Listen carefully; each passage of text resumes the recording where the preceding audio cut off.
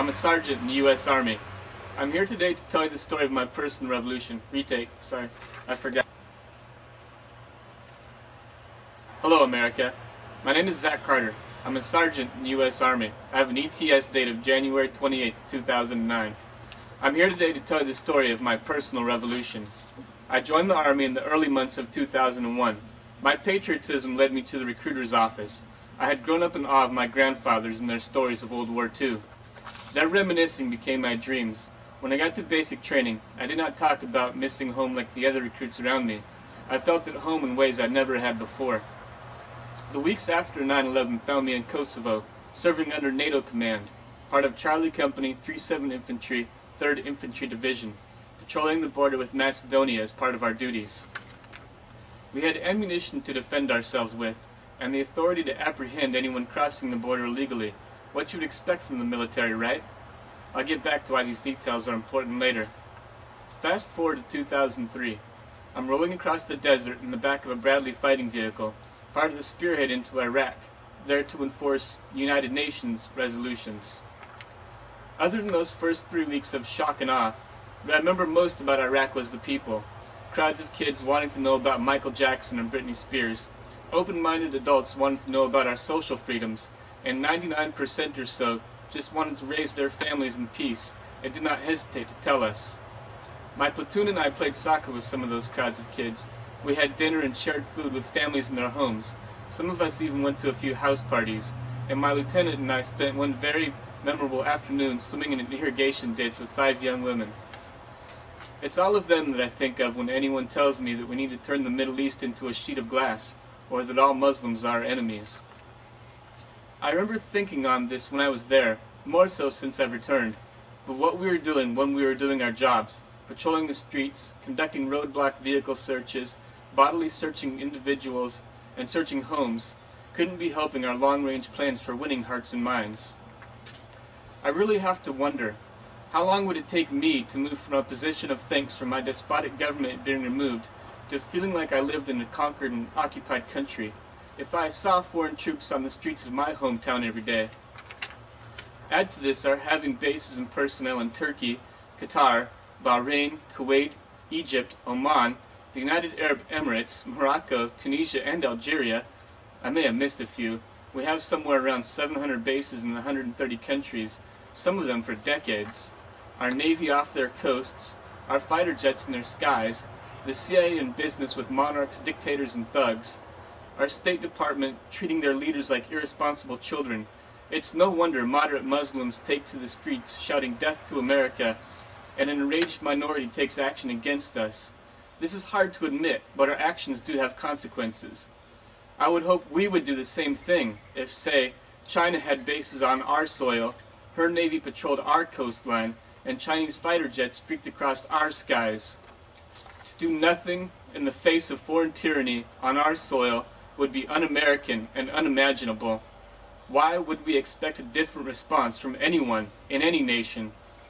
If the Chinese were here, they would brand me a terrorist. Would you?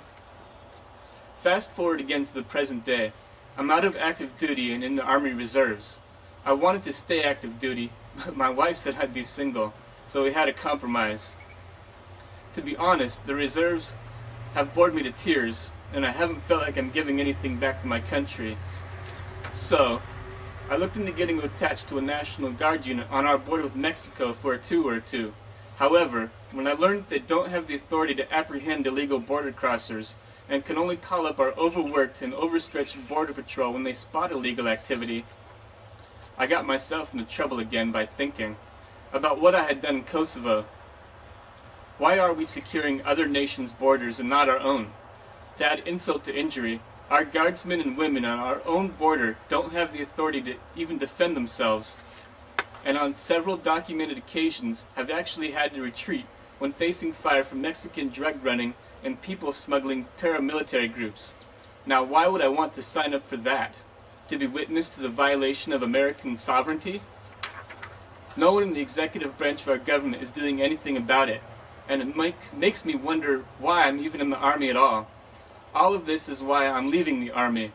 It's not an easy decision for me to make. I've been struggling with this for almost an entire year now.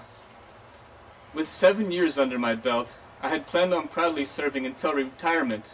However, I cannot in clear conscience continue serving a government that is not representative of its people and governs in an unconstitutional manner.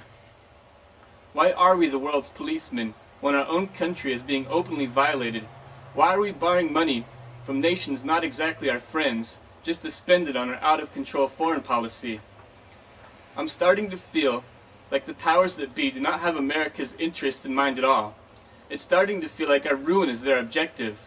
From our factories closing and moving overseas to the plunging value of our dollar, America is crumbling.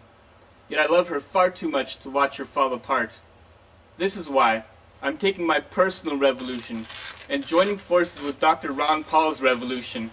His bring all the troops home, non-intervention foreign policy, and plans to put America first again are just what we need at this time.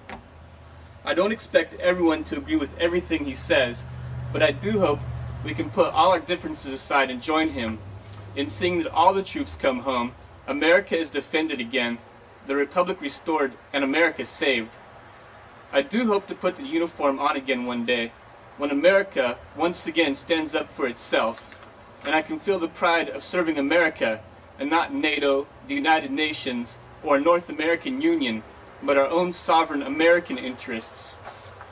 If I still have your attention and you are still unconvinced our foreign policy needs changed, I ask you to think on this for a minute. If we as a nation do not take the necessary and difficult steps in controlling our government's runaway spending, as only Ron Paul is advocating, then our arguments over foreign policy become meaningless, as we won't be able to send our military personnel the bullets and beans they need.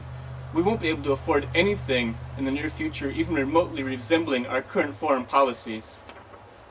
I have made these statements fully aware that I am violating the Uniform Code of Military Justice, but I feel that after putting my life on the line for 2 foreign countries, I can put my freedom on the line for ours.